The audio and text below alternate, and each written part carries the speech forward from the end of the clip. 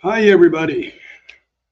Do you know that 90% of the data existing today online was created between 2021 and 2023?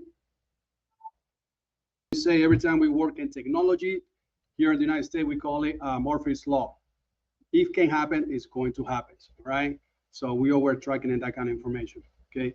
What I was trying to do is, do you know that 90% of the existing data was created between 2021 and 2023? This is explosion of data creation, right? Everything that you guys can imagine in social media, right? Now, about every day, right? About 402.74 million terabytes, the data is created, all right? In 2024 was about 147 zettabytes of data. That means the number plus 20 zeros. That's a lot of data. And by 2025, we expect there's going to be about 181 zettabytes of data online. Why that is so important for us? Well, as you guys can see there, right? Video is responsible, okay, for over half of that data, all right?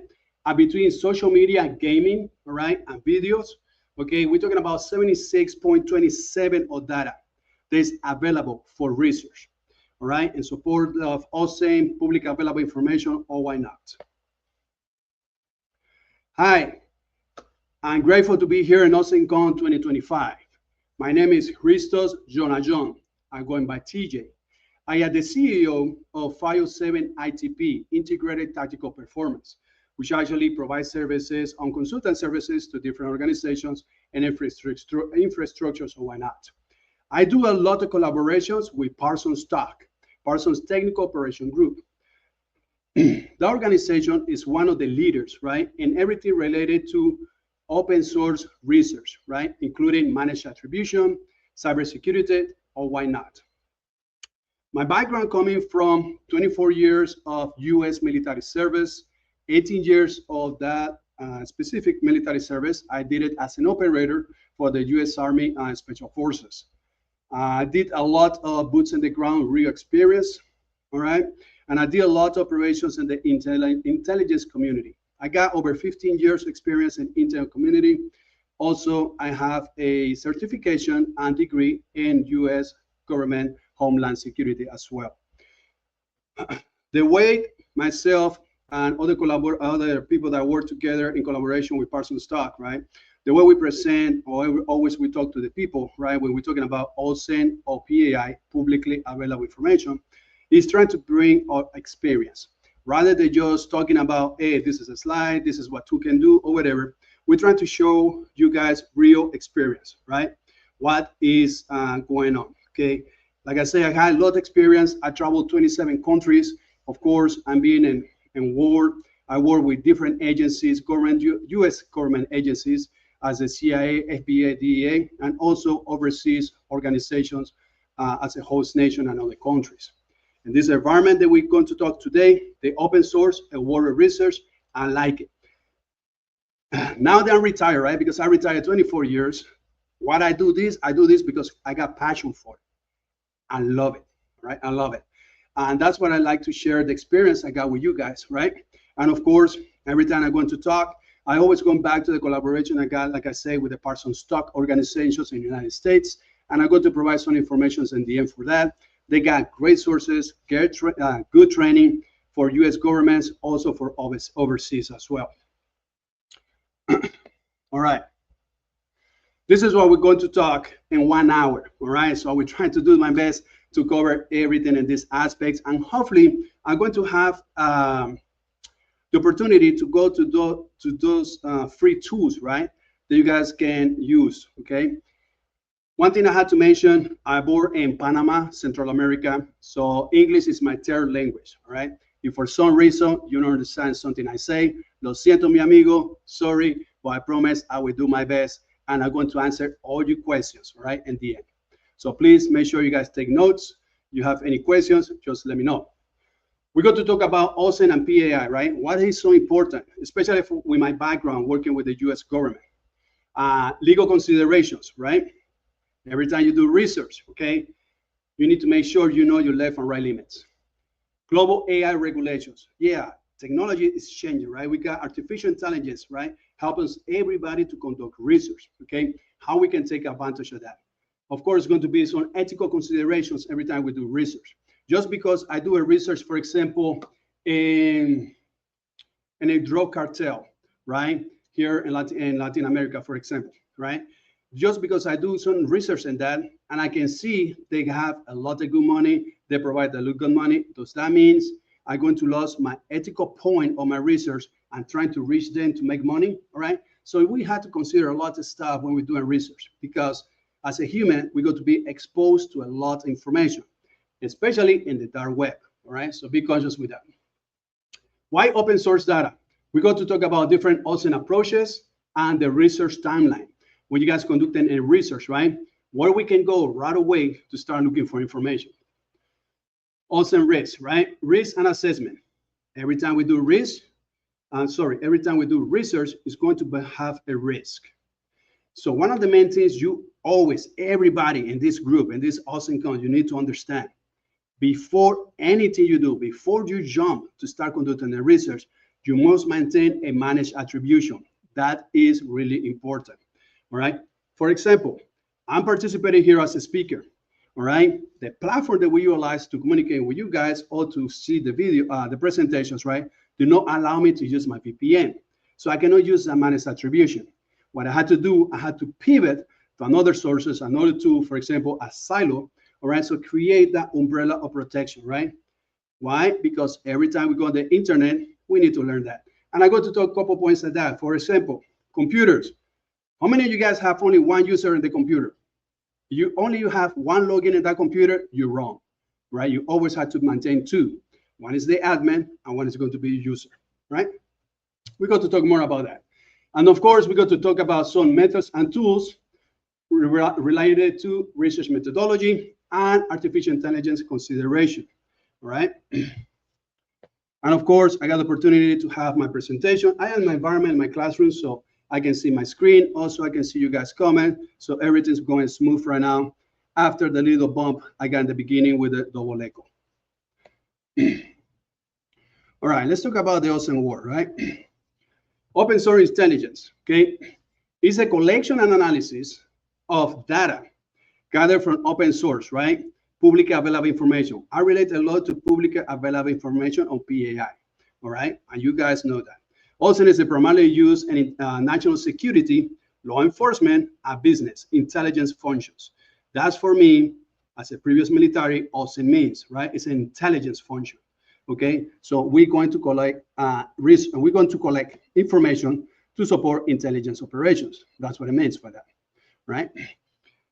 In the United States, we start talking about OSINT mid 1900s, and then of course in 20th century, right? That's when it started spreading to United Kingdom and why not, right?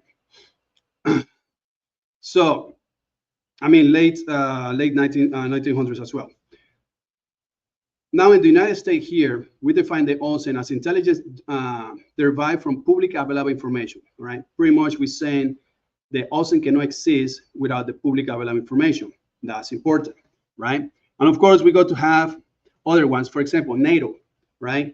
NATO, global NATO, describe OSINT as an intelligence obtained from publicly available information, all right? The European Union defines OSINT as a collection and analysis of information from open source in order to generate actionable intelligence, okay? So when we start getting in this environment of the OSINT environment, right? We need to understand that always is going to be in support an intelligence matter, okay? When we're talking about public available information, we could do research. At least that's how I express in my environment. During World War II and during the Cold War, OSINT was one of the main platforms, right? In order to research information, okay? That's one of the main keys that we use during that period. Public available information refers to the data, okay? That the general public can legally access without restriction, such as government records, social media posts, and information published in media outlet. One of the things we need to remember, this means we can do it without the need to log in any specific account. All right, for example, if I want to do some research, right? If I conduct any research and I want to conduct some research in a Twitter platform, right? Of course, in order to get Twitter access, I will have to log in. Not necessarily, right? We have what we call front ends, right? And I can find additional tools which actually is going to use a different way to get access to the actual platform. We don't like to call it backdoor because it's not a backdoor, right? We go straight front to face with the actual platform, with the social media platform. The only thing is we use another way to access the information. This type of information is typically not protected under privacy laws. I can include name, addresses, and other identifiable details, okay? You go to a website, all right? You go into the About page in that website, or the contact information. Right there, there is basic public available information, okay? You can obtain the phone number, the address. Now with the address, I can go to Google Maps and I can do, an image analysis. I can see the building, I can see the structures, all that good information, right? So why? Because it's public. Leveraging PAI in a digital world is critical because much of the intelligence that private companies and government organizations require is hiding in plain sight. Many countries, including the United States, countries in Europe, Asia, Australia, whatnot, right? They start understanding the value, all right, of public available information, open source data. The bad guys or the targets or individuals, right? They do bad things to good people. They always write in open source data. You can find it in the social media, you can find it in the website, and if you go to the dark web, you can find it in the dark web, all right? I would like to see that there in the chat. How many of you guys actually go into the dark web and do research in the dark web? Any of you guys? Or ladies, sorry.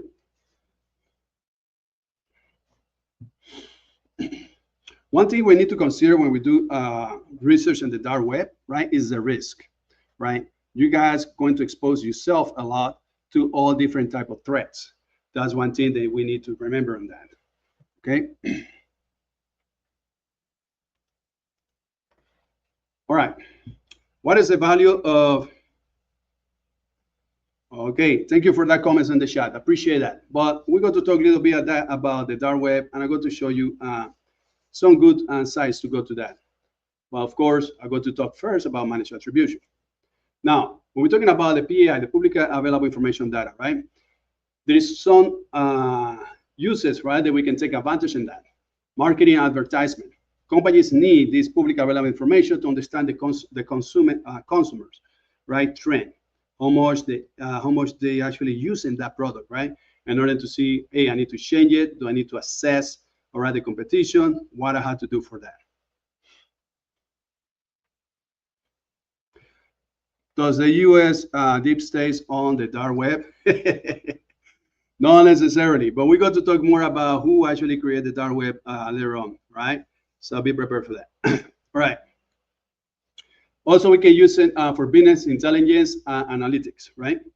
Business intelligence use PAI to analyze, right, the competition, right? That's kind of money. Remember, one of the main things about corporations and big business, right, is about money. So they need to understand the competition. Employee background checks and verifications, right? Here in the United States and many other countries, all right, or whatever you guys located. By the way, you guys can put there in the chat where you guys, in which country you guys located. I would like to know that. That's really interesting, right? Because like that, I can talk a little bit about different angles in different countries. Background checks and verification, right? Here in the United States, for example, if I want to apply for a job, right? Of course, they're going to do a full background check on me to make sure they actually I don't have any criminal records, all right? Or they actually I got the skills necessary, right, to that position. Also, all right, in different approaches, right, is required, right, to verify the information on an individual, okay? To get documents, for example, so why not? People search, public available information can help us with that, right? Europe, I like it. India, I like it. I'll read in the chat. People search. There's different websites, right, where you guys can go and do actually search. Gagdela, Garrocho. Yeah, I saw one down there. All right. So, like I say, people search, right?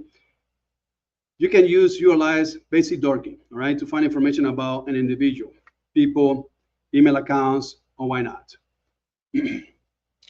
Forgiving United, running, sorry, I go back and forth in the chat on the presentations. I know the GDPR. I got a section that actually I'm going to talk to three different aspects of the legal aspects that include the GDPR and the PPIL for non-China as well, and of course Europe and United States. Why not? I'm going to cover some of those in a minute.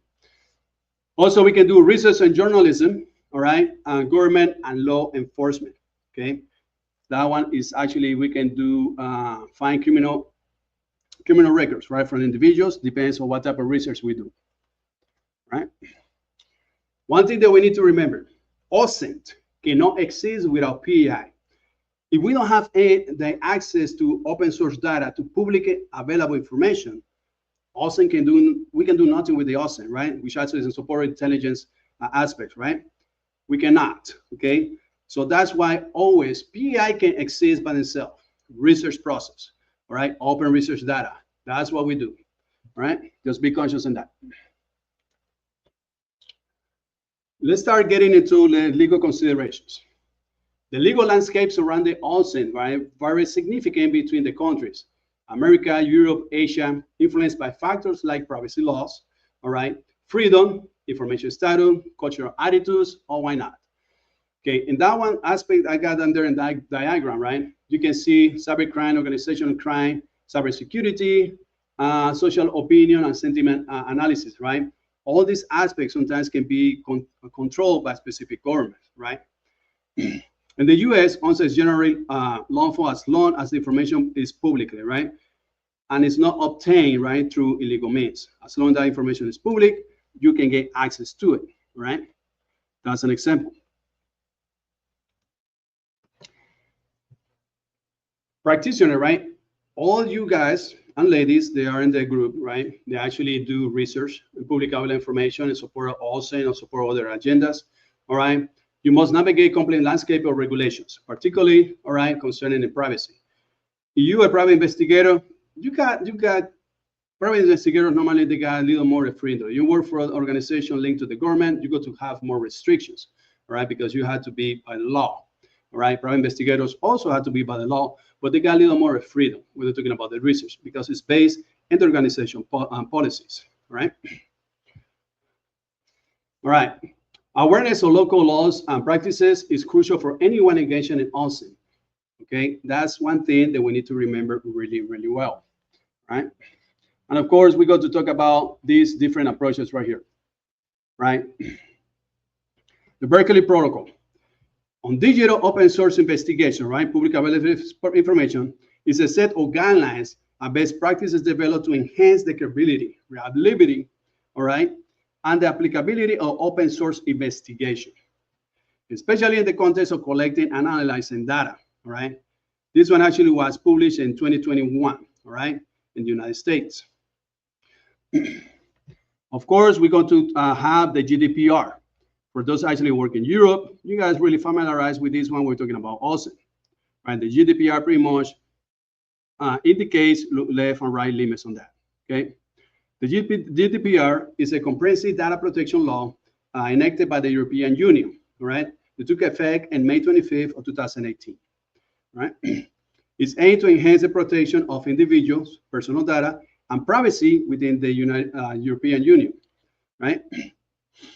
While also addressing the exports of personal data outside these regions.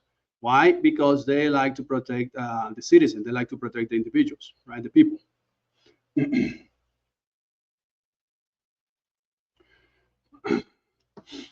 So the GDPR got to represent fundamental shift in data privacy regulations, emphasize transparency.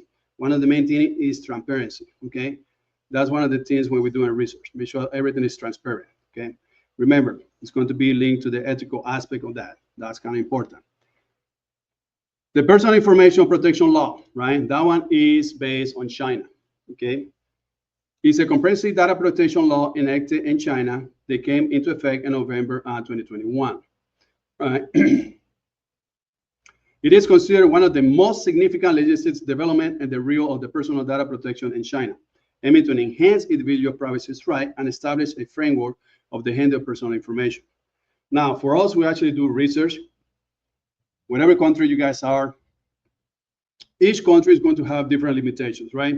China's is one of those. Okay, they have, of course, the Chinese firewall. The China firewall is one of the most strongest, right? Restriction that we have to get access to the internet.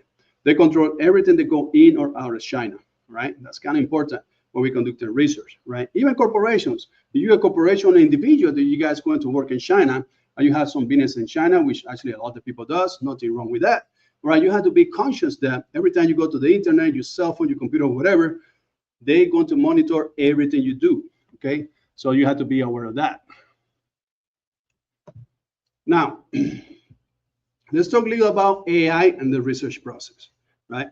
When we're talking about AI research, yes, we can use AI research. And of course, because it's been a lot of violations in the use of AI, right? And I'm going to talk about some examples later, right? Several countries and regions have been actively working on regulations, right? In artificial intelligence. They actually, with the purpose, right, of have some control in the frameworks, laws, and policy.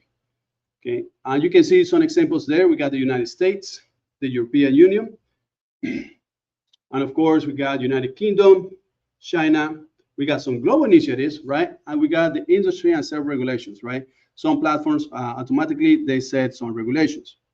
Let's talk a little bit about some of these ones so we can have a little bit idea, okay? In European Union, right, they have what they call the Artificial Intelligence Act, all right? The European Union has protected comprehensive regulatory frameworks known as the Artificial Intelligence Act, right? That one is one of the first one they actually set up, right? Also, the GDPR, all right, and the artificial intelligence is another protection they are in the European Union.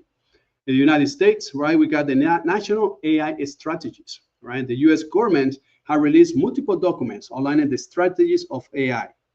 We got the National AI Initiative Act as well, and the state level regulations. Each state, right?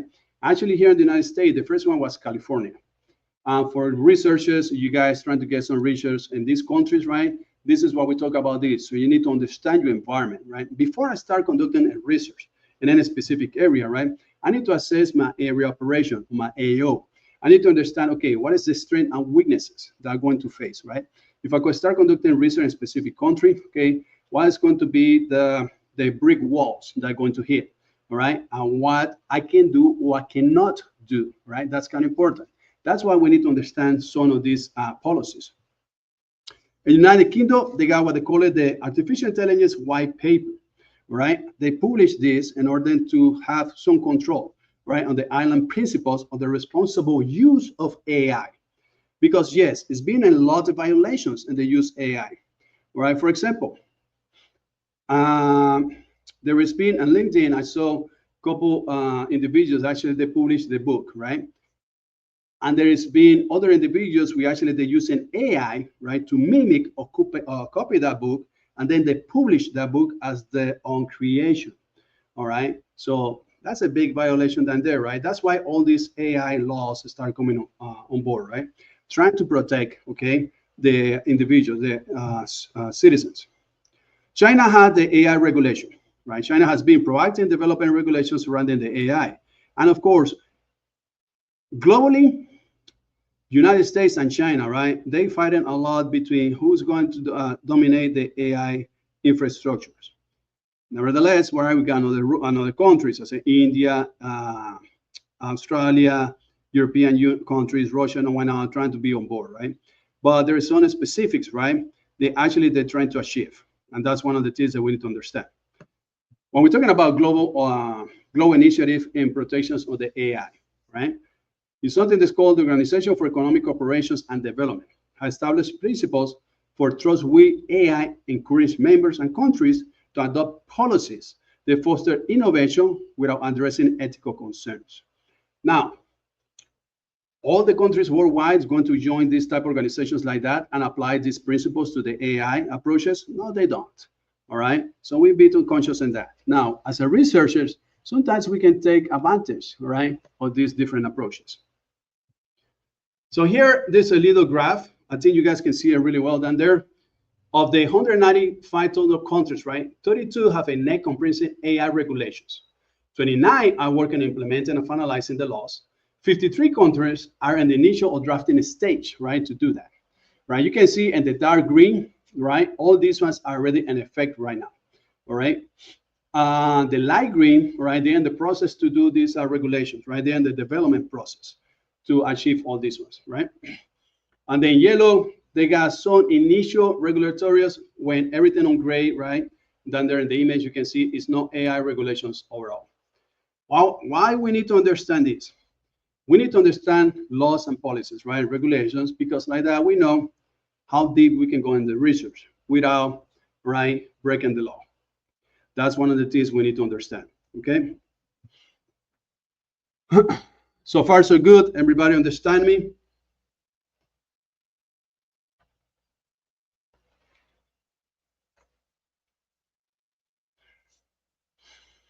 Anytime individual, every time when I talk, I like to see the participation of the students, kind of break the ice, you know?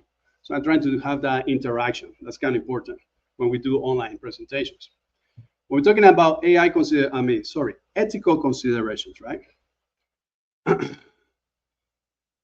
Ethical considerations can provide valuable insights, but there are several ethical considerations associated, right, with the process of analyzing PAI.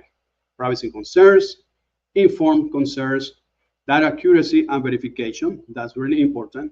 Intention and use of the information. What is intent? What are you going to do with that research that you guys are going to use, right? Of course, here, that's an ethical value behind that.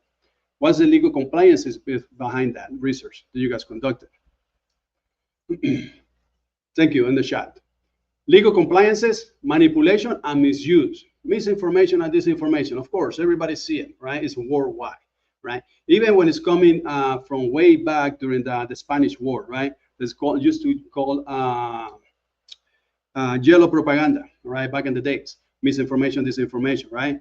In the last years, since 2015 until today, was an explosion of that worldwide, right? Transparency and accountability, right? The information need to be transparent. Is always the information transparent? Not really, okay? Let's see, for example, when we're talking about transparency, right? One thing I would like to about transparency is businesses related to natural resources. Any country worldwide, if they're doing a natural resource exploitation, right, they need to have a transparency of that information, all right?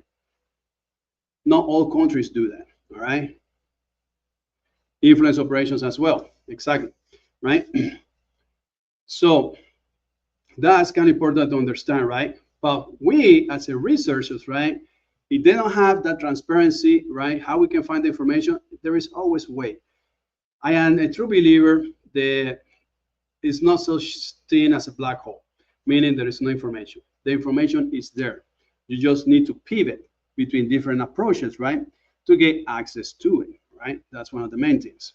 Just be conscious of that. And when we're talking about ethical considerations, one of the main things is cultural sensitivity, right? For example, my background is Latino, right? I'm coming from Latin countries, all right? My culture, even when I live here in the United States for over 25 years now, right? Almost 30 years now, all right? The culture always is going to be different. And sometimes in my expression in English, I need to understand not so much the translation, right? But the cultural impact on what you say. It's the same during research. When you guys looking for information, you need to understand the cultural background of the area operation you guys working on, because that's really important, right? To get actually really important, valid information, valuable data, right? That's one of the main things about that.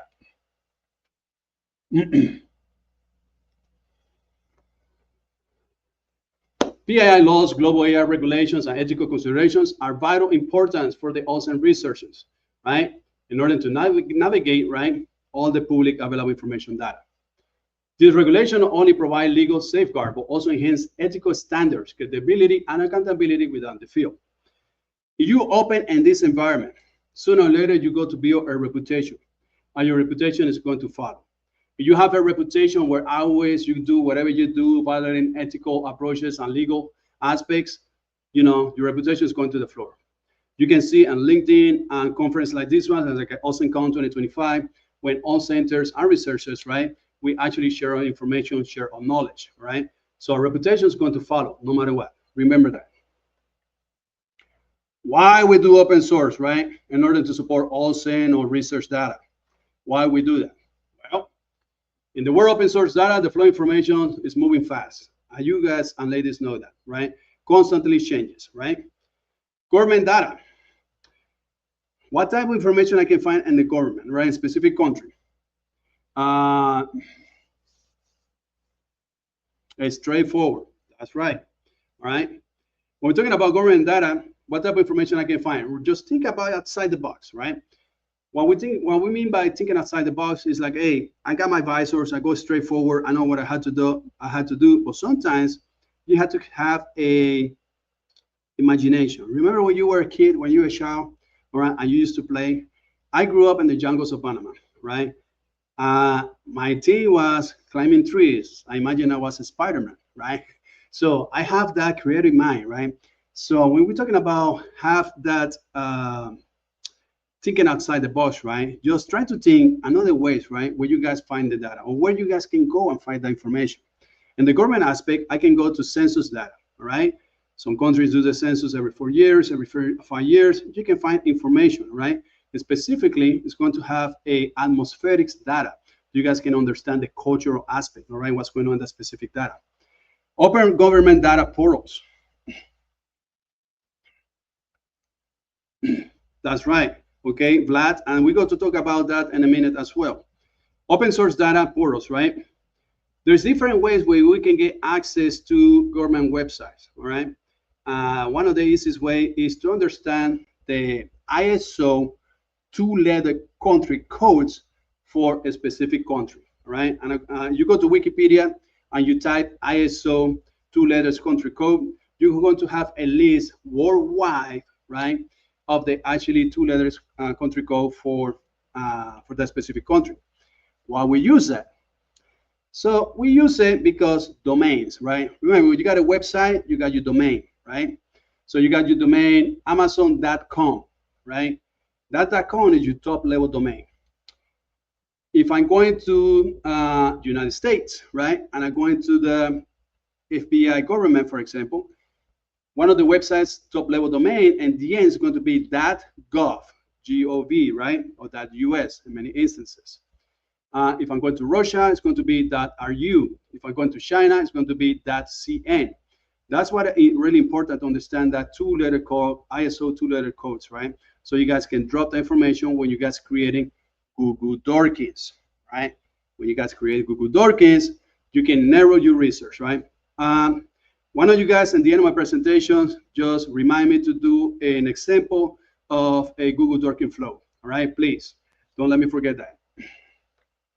If I forget, it's not my fault, it's you. All right, let's see what else we got here. Government data. Scientific data, we can get some climate and weather data, which actually is kind of important sometimes.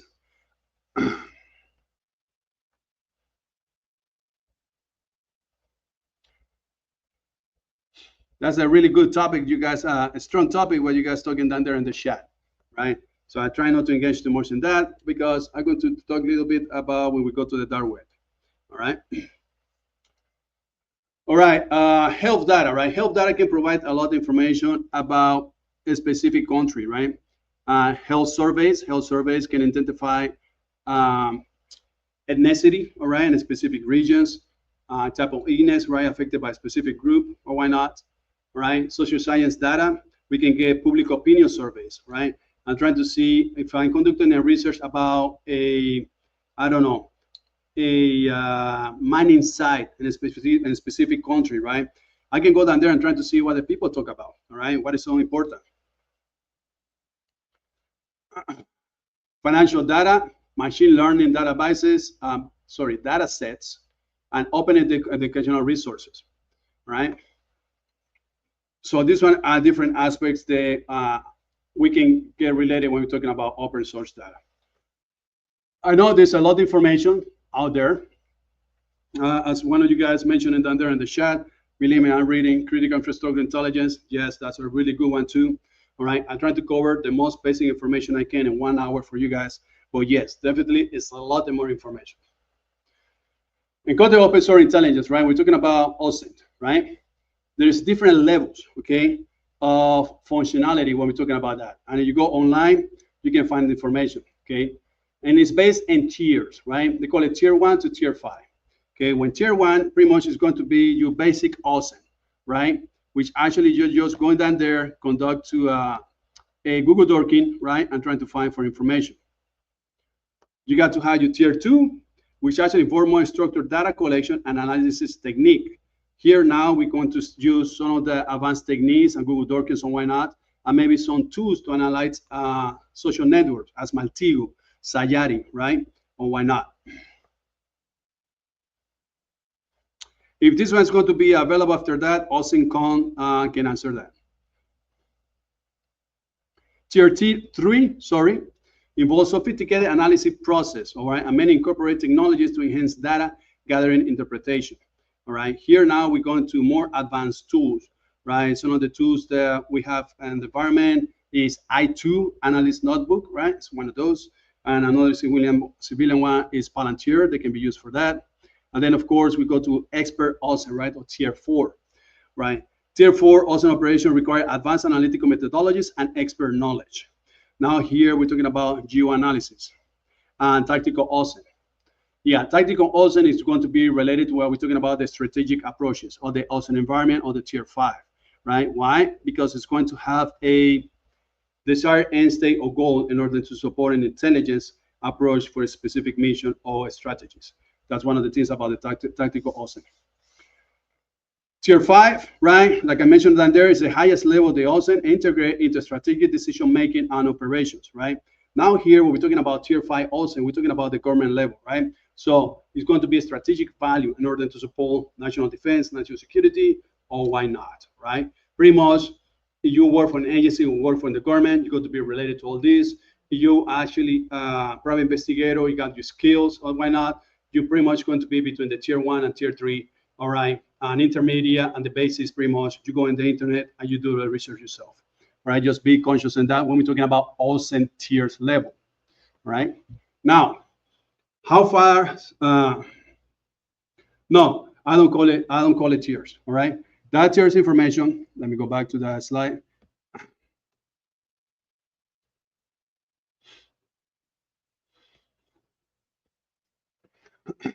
So that's your information. If you guys go to the internet, I don't have the website when I put the information here, but that's a global analysis, all right, of the OSINT approaches, tier 1 to tier 5. Okay, is for example when you go to the internet, how many levels of the internet are there? All right, some people say, hey, I got dark web, open web, and combination of those, right, deep web, all right. So, but you go to another sites, they go all the way to 8 different levels inside the internet. So it depends, right, where you guys going to find the information. That's pretty important.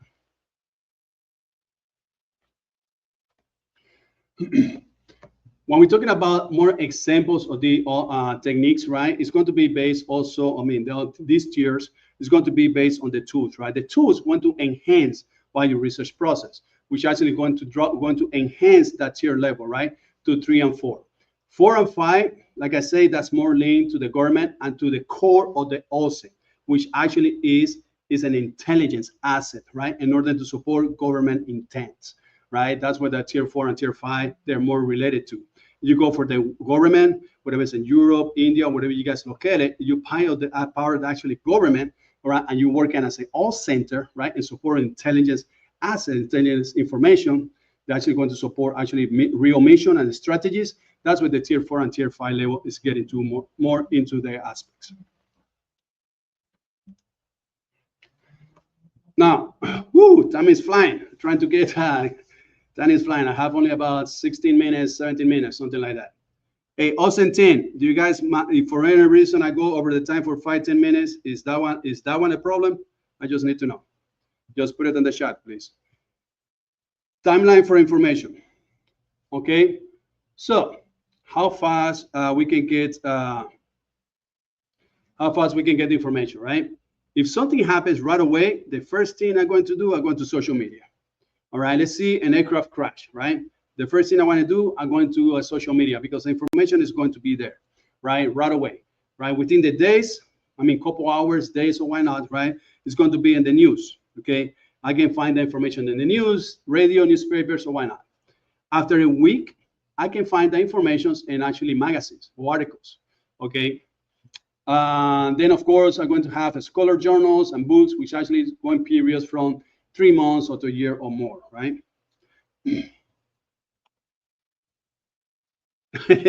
I know you guys want to hear more, but hey, I'm controlled by OSINTCon team, all right? All right, let's see. Information timeline is your information cycle. So remember that. When you conducted your research, you got your topic, because of course, before we go to the research, you got your topic, you got your agenda. This is what I want to go, left and right limits. This is my money attribution. This is what I know. This is my end state. This is what I want to know, all right? So that's kind of important. When you guys have that, you can set up your timeline. Okay, where are going to find the information first? Or you guys start working on it, and ladies start working on it. Why the needs, right? Why we do this? Because we can actually find information about crime events, human trafficking, transportation information, government activities, pattern of life, which actually is really important for researchers, depends on what is the end state, all right? Disinformation campaign, business activities, center of gravity, all right? Center of gravity meaning when you guys start working in research and start identifying different entities, right? And you start collocating that entities in a network, right? Where everybody connect, it's going to be a center of gravity, right? With that center of gravity, it's going to be the core of all the connections where everybody connects, right? So that's really important for us for research, right? Tools as a Maltigo, Sayari is really good for that. Like I say, the Parsons talk, right? Some of the courses they have, they got a lot of good stuff, a lot of, I would say is one of the things I like for that organization, and I continue interacting with them. They are the best in the market, and that's the honest truth, right? And I'm going to provide more information later. Understand your end goal and limitations. That's the main thing for any research.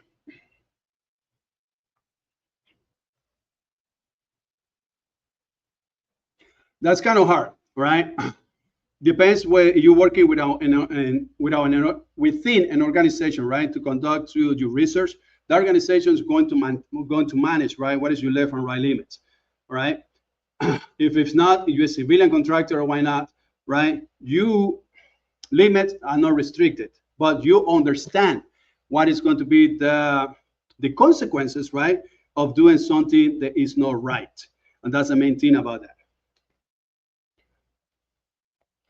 Why we do this? Public information is available to everyone. Everyone can have access to it.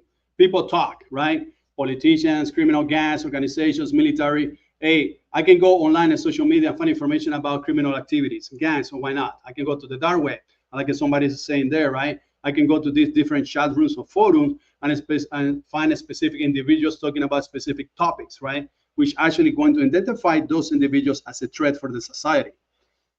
General valuable information that can enhance situational awareness, 100%. Security, yes, because we can identify vulnerabilities, right? And the different aspects. Business plans, yes, because we can analyze, right, the market. You can analyze, right, the competition. That's why it's so important. Strategical goals. Now when we're talking about the OSINT value as an intelligence, right, platform to support government strategies, that's what is actually really important. And of course, really more. Now, when we're talking about research, right, it's going to be risk. Basic operation risk, quality data, limitation to access data, right? How good is the data, right? You need to validate the data. Privacy and security risk, right? PAI exposure, right? That public private information, all right, is going to be exposed. Organizational vulnerabilities, okay? That's one of the risks. We're talking about you conducting the research, right? Because remember, you guys got the skills. I don't have the darknet example, but I can show you some websites related to crypto, to crypto wallets, all right? And we talk more in a minute. All right, so one of the things we got here, right? Sorry, I was talking organization vulnerabilities, is when you guys conducting your research, that's what we're talking about. You guys individual risk conducting the research, okay? Because you got the skill to conduct the research. And the other side, right? there's going to be somebody with the same skills or higher skills than you. They're going to be able to identify everything you do, okay? Also, risk assessment is a proactive and data-driven approach to evaluate potential risks all the time. All the time, you need to understand your risk. That's really important. You need to set mitigation strategies, manage attributions, all right? Operational security measures, okay, and best practices. After you become a professional in this environment, you got to understand, okay, what is the best practices to conduct a proper research. How you going to protect yourself, how you go to protect the data, and how you go to maintain yourself within the left and right limits of the legal aspects. That's kind of important.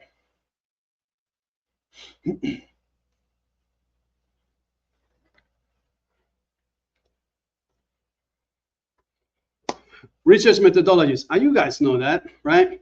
So public available information encompasses systematic collection and analysis information, okay?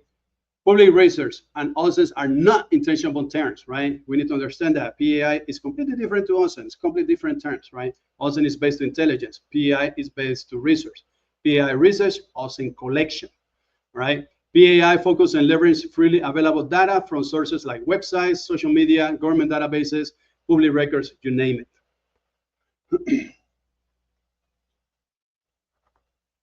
And of course, when we're talking about that, you have to have in mind where you're trying to go. All right, you go to input you actually information, you go to initiate your query, all right, and you're going to visit websites, social media, gather that information. Then from then, you may be going to require a specific tool to get more data, okay? Then from then, of course, you're going to go into the process of analyze the data that you have, analyze everything, validate it, and verify the data. And of course, you're going to have your final reports. PI research tools are involved beyond simple techniques. Rather than, because I'm crushing in time, rather go in the aspect of these ones, and we're trying to push a little bit here in this slide so we can move forward to show you a good examples. When we're talking about research techniques, reverse image search, right? You can use Google search, you can use T9, all right? You can use Yandex on different approaches. I'm going to show the websites right now. I got a little short time, but in the last 5 minutes, I'm going to jump in the websites and I'm going to show you some examples really quick. Let me see if the OSINT team answered my question. They didn't answer my questions. OSINT team, I was asking what happened if I'm going over the time for 5 or 10 minutes, if it's any issues with that. All right. Geolocation tools. All right. You guys do research, you guys know the most basic geolocation tools, right? Google Map, Street View. Also, we got Mapillary. I think the OSINT team was coming online. No. All right. Hello, am I audible? Can you hear me? Yeah, I can hear you. You can take up to 5 minutes extra if you want. And also, like we have already started all the Q&As in the start section in the live chat, so you can directly access them from here, there, so that we don't waste time on like scrolling the entire chat section. All right, thank you. Okay. Social media investigation, all right. Website and domain analysis, that's kind of important, right? Just because we go to the website, does that website mean it's secure? All right, who's hosting that website? Which country is coming that?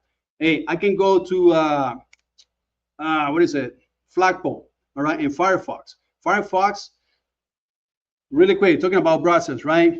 The best browser I use for research is always going to be Firefox. After Firefox, I'm going to use, I'm going to use Brave, right? After Brave, I'm going to use Google. Why Firefox is the first? Because I can manipulate Firefox.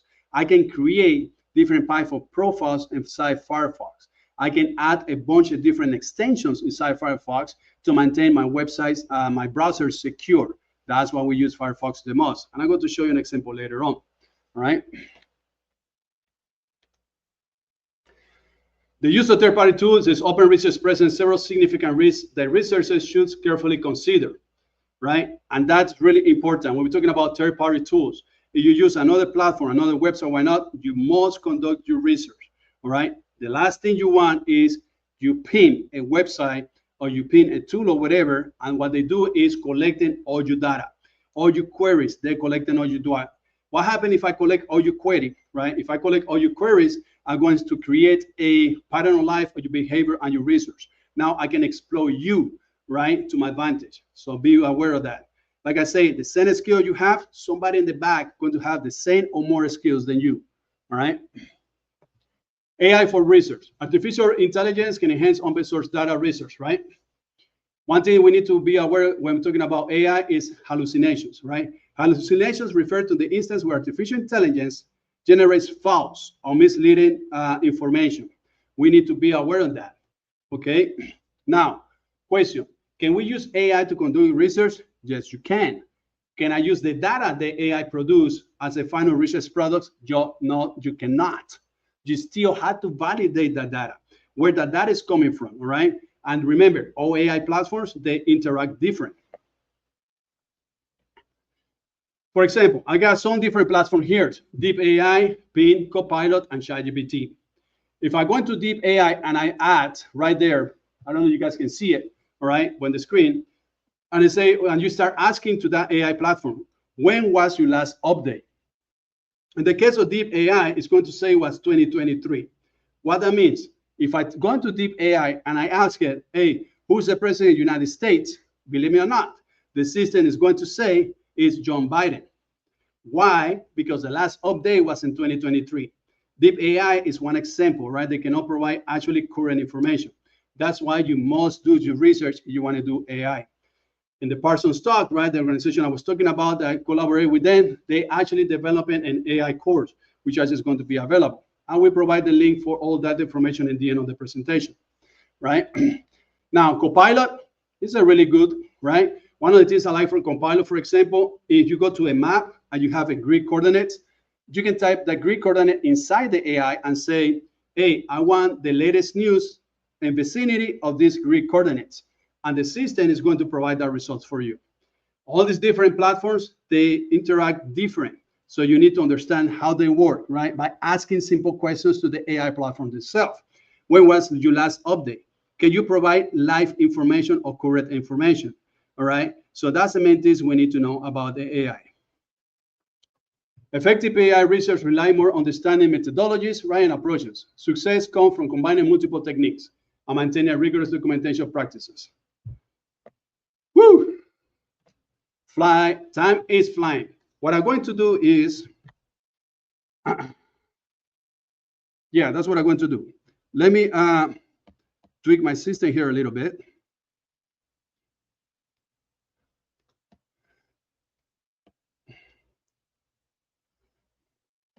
Just bear with me, please. Sorry, apologize for that. I'm going to be really fast here.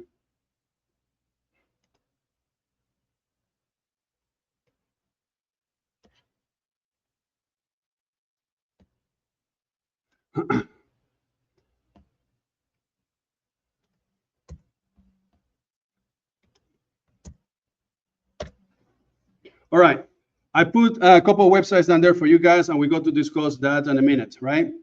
So, so one is the third-party risk management to understand and manage attribution a little bit, okay?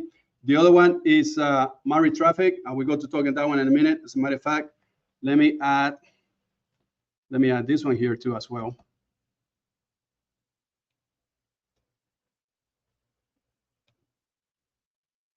Sorry, I realize time is flying, so I'm trying to be really fast. Now, the Tor project. Tor project is the best platform you guys can utilize for dark web. All right, please don't try to go to that second link I put down there, the dark web. Second link, right? Without actually using a Tor browser. Tor browser, we give it access to the dark web. Okay. Every time you have a link with a bunch of letters and numbers like that for the dark web, that means you have to use a Tor browser or any other tool, right, for that.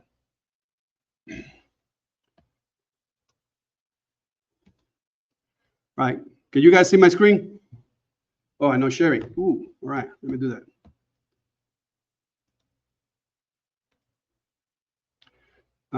Bear with me real quick.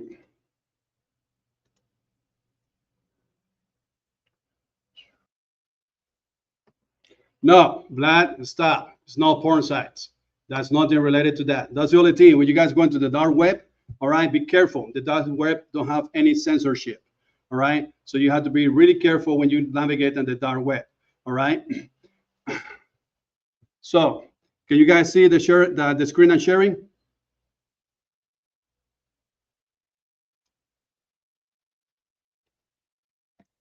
So this is my Tor browser, right? If I want to go to the dark web, I can use this Tor, right? One of the things I showed with you guys and I shared with you guys was this website. If for some reason you guys had to collaborate on working in cryptocurrency, this one right here, 3xPL, is one of the best sources you can have. If you put a wallet address down there, it's going to tell you the latest transactions on that wallet address, how much money they spend, how much balance they have, right, for that specific cryptocurrency, right? This website is really good for that, and it's a dark web website, all right? Like I said, you had to use it in a platform such as Tor to get access to it.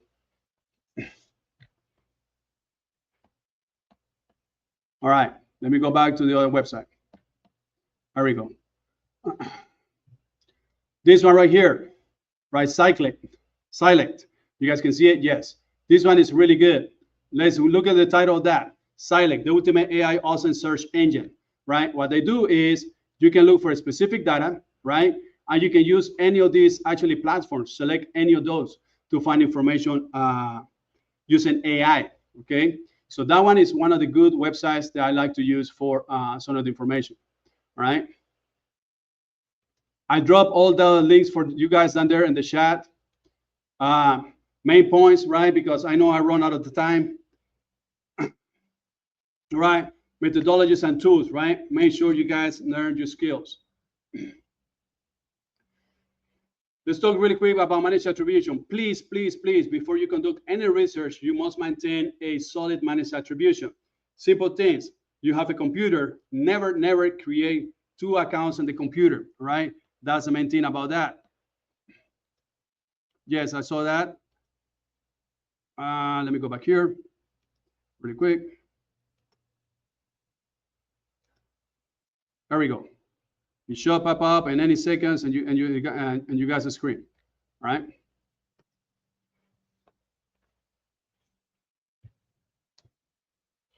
All right.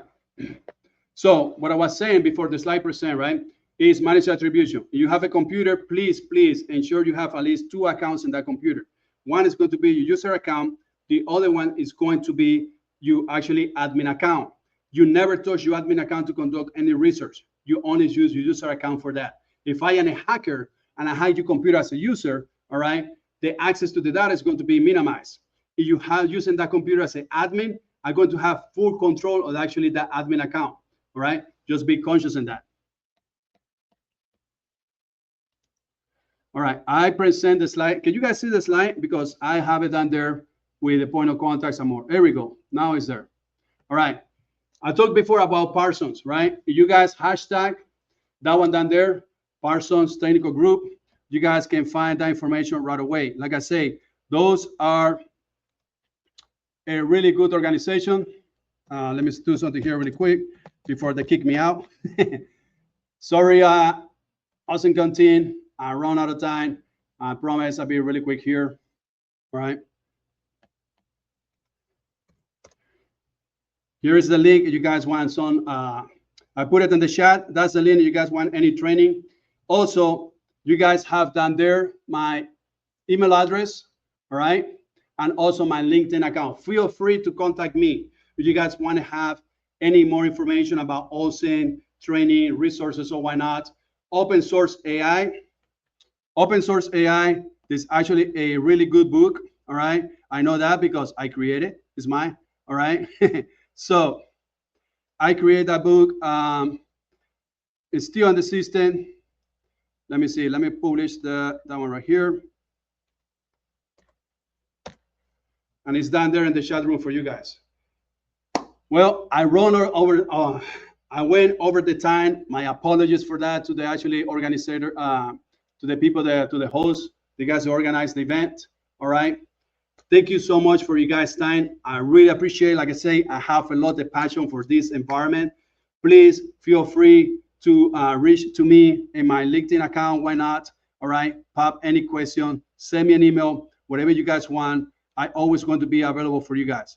Last thing down there for you guys in the chat. Thank you so much.